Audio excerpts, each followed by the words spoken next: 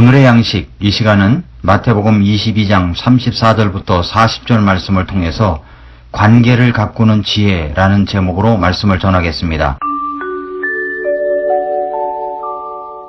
이 세상에서 정말 중요한 것은 무엇을 이루느냐가 아니라 누구를 만나느냐입니다.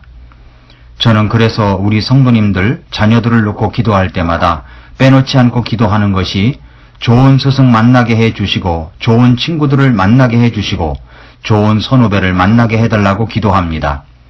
제 자식들을 위해서 기도할 때도 똑같이 기도합니다. 왜냐하면 인생 속에서 누구를 만나느냐보다 중요한 것은 없기 때문입니다. 어떤 리더를 만나느냐, 어떤 교회를 만나느냐, 우리의 인생은 확 달라집니다.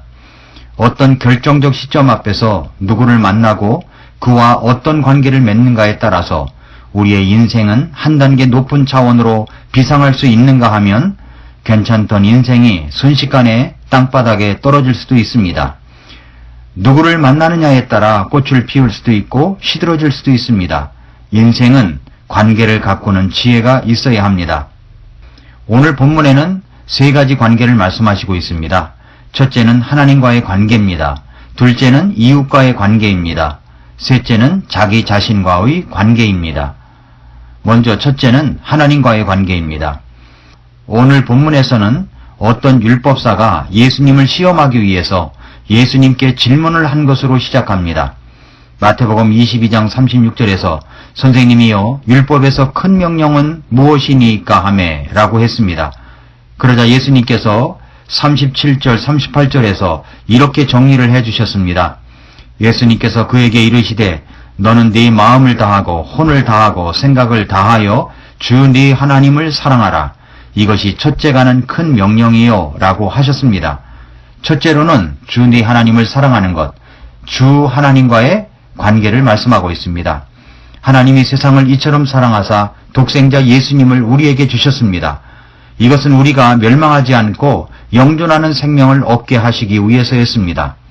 하나님 앞에서 내가 죄인인 것을 회개하고 예수님이 내 죄를 사하여 주신 것을 믿음으로 영접함으로 우리는 구원을 받을 수가 있었습니다. 하나님과의 관계가 원수가 된 관계, 갈라진 관계였는데 예수님께서는 구원의 다리를 놓아주심으로 우리는 하나님께로 오게 된 것입니다. 그래서 하나님을 아버지라고 부를 수 있게 되었고 하나님의 자녀로서 빛의 자녀로서 생활하게 되었습니다. 구원받았다고 이제 하나님의 자녀가 되었다고 모든 것이 끝난 것이 아닙니다. 그 주 하나님을 사랑하는 관계가 맺어져 있다는 것을 우리는 알아야 됩니다. 그래서 우리는 주 하나님과의 관계에서 그 하나님을 사랑하는 것이 첫 번째 관계가 되어야 합니다. 사랑하면 모든 것이 사랑스럽게 보입니다. 사랑은 전부 다 주고 싶어집니다. 그런데 그 하나님을 사랑하는데 어떻게 사랑해야 합니까? 우리의 마음을 다하고 혼을 다하고 생각을 다하여 주 나의 하나님을 사랑해야 합니다. 그렇다면 질문은 이것입니다. 나는 그렇게 사랑하고 있습니까? 우리 하나님을 그렇게 사랑하고 있습니까? 마음을 다합니까? 혼을 다합니까? 생각을 다해서 주 나의 하나님을 사랑합니까? 요한복음 14장 21절을 보면 내 명령들을 가지고 그것들을 지키는 자가 나를 사랑하는 자니 나를 사랑하는 자는 내 아버지께 사랑을 받을 것이요 나도 그를 사랑하여 그에게 나를 나타내리라 하시니라 라고 하셨습니다. 내가 주님을 사랑한다는 것은 무엇을 보고 알 수 있습니까? 말로만 입술로만 고백한다고 사랑하는 것이 아닙니다. 하나님의 말씀은 하나님의 명령들, 말씀들을 가지고 지키는 자가 주님을 사랑하는 자라고 말씀하시고 있습니다. 오늘도 우리의 가장 첫 번째 우선순위에서 관심과 애정을 쏟아야 할 것은 이것입니다. 주 하나님, 우리 구주 예수님을 사랑하는 것입니다. 둘째는 이웃과의 관계입니다. 마태복음 22장 39절에서 둘째 명령은 그것과 같은 것으로서 너는 네 이웃을 네 자신과 같이 사랑하라 이니라 라고 했습니다. 내 이웃이 누구입니까? 내 이웃은 몇 부류로 나눌 수가 있습니다. 첫째, 내가 따라야 할 사람들, 즉 권위를 가진 사람들과의 관계입니다. 둘째, 나의 동급에 있는 동료, 친구들과의 관계입니다. 셋째, 나를 따르는 사람들, 즉 내 권위와 영향력 아래에 있는 사람들과의 관계입니다. 성경은 이런 사람들을 가리켜서 이웃이라고 말씀합니다. 이런 관계를 우리는 어느 하나 소홀히 할 수가 없습니다. 오늘은 이웃과의 관계 중에서 먼저 첫 번째 권위를 가진 사람들과의 관계만 말씀드리고 나머지는 내일 계속해서 말씀을 드리겠습니다. 첫째, 내가 따라야 할 사람들과의 관계는 어떻게 해야 합니까? 남의 밑에 있기를 좋아하는 사람들은 아무도 없습니다. 용의 꼬리가 되느니 닭의 머리가 되는 게 낫다는 생각에 구멍가게라도 차리고 싶은 것이 사람의 마음입니다. 그래서 자기가 보스가 되고 싶어 합니다. 요즘은 정말로 반권위주의, 탈권위주의 성향이 너무 심해서 교회 안에서도 세상적 시각으로 지도자를 대하고 비판과 견제의 대상으로 삼는 사람들이 점점 늘어만 가고 있습니다. 나라의 지도자의 권위, 회사 사장의 권위, 학교 교수나 선생님들의 권위, 목회자의 권위, 모든 종류의 권위가 다 땅에 떨어져 버린 시대를 우리는 살고 있습니다. 그러나 우리는 현 시대의 이런 흐름 속에서 성경은 우리에게 무엇이라고 말씀하고 있는가에 최종 권위를 두어야 합니다. 로마서 13장 1절 2절에서 모든 혼은 더 높은 권력들에 복종할지니 하나님으로부터 나지 않은 권력이 없으며 이미 있는 권력들도 하나님께서 임명하셨느니라. 그러므로 누구든지 권력에 거역하는 자는 하나님의 규례를 거역하나니 거역하는 자들은 스스로 정죄를 받으리라 라고 하셨습니다. 모든 권위는 하나님께서 세우신 것입니다. 하나님으로부터 나지 않은 권위는 없습니다. 이미 있는 권력들, 권위들도 하나님께서 임명하셨다고 했습니다.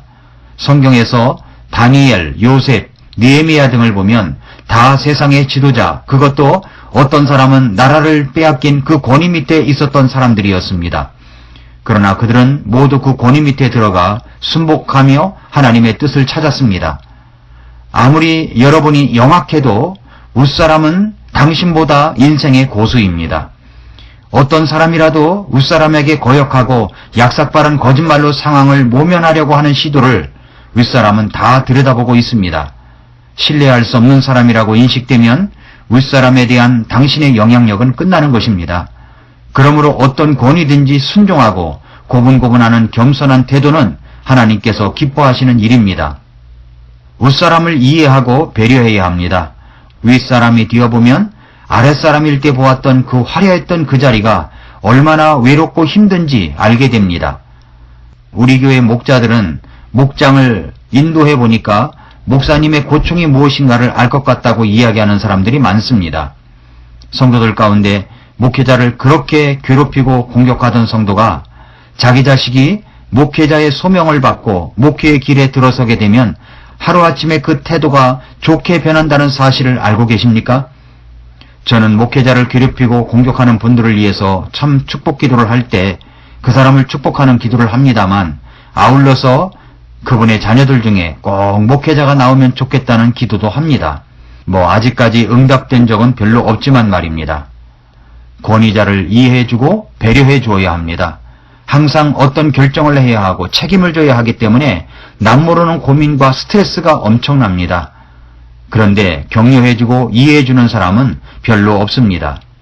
제가 온 힘을 기울여 일주일 내내 말씀을 준비하고 그 말씀을 전하고 해도 100명의 성도가 있어도 1000명의 성도가 있어도 말씀의 은혜가 되고 제 삶이 변했다는 것을 이야기하는 사람은 한 명? 아니 거의 없을 때가 태반입니다.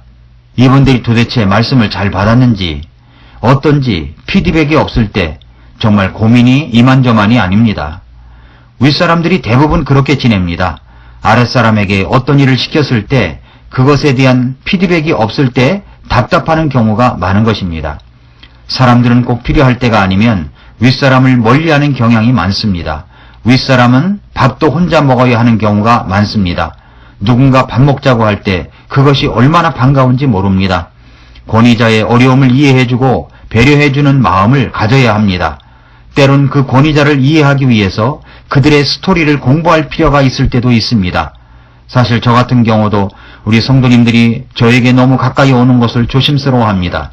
왜냐하면 가까이서 보면 허물이 많거든요.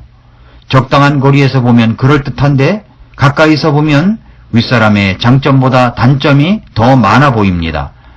그러다 보면 존경심이 사라지기 쉽습니다.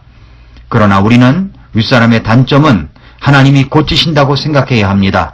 내가 고치려고 해서 고쳐지는 것이 아닙니다. 아무리 어수룩한 사람이라고 해도 아랫사람으로서 배워야 할 인생의 지혜들이 참 많습니다. 특별히 젊은이 여러분, 윗사람을 어려워하지 말고 많이 질문하고 많이 들어보시기 바랍니다. 사랑하는 성도 여러분, 가장 미래지향적인 사람이 어떤 사람인지 아십니까? 내가 살아보지 못한 그 미래를 살아본 사람들과 사귀는 것입니다. 그러니 10년 이상 살아본 윗사람과 좋은 관계를 맺어가십시오. 그것이 바로 우리 주님께서 네 이웃을 네 몸과 같이 사랑하라고 하신 이유입니다.